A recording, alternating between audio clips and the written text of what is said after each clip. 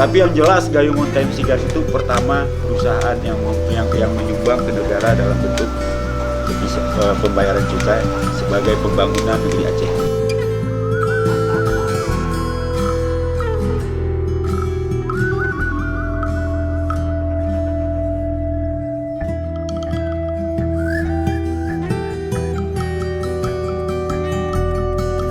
Kalau yang kecil ini 1.350 per batang, Pak. ya, ditambah cukai rokok, pajak rokok 9,1.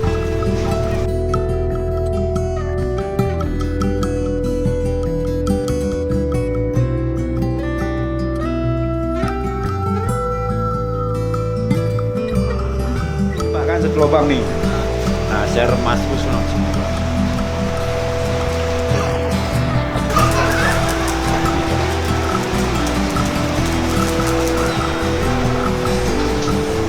Buka lagi gitu.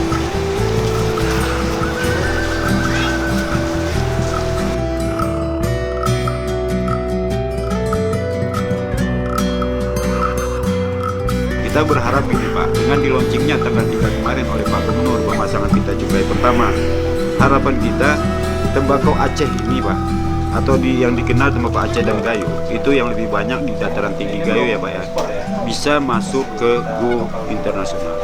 Itu yang kita harapkan. Nah, karena bahan baku kita jauh lebih bagus Pak, dan jauh variannya lebih banyak.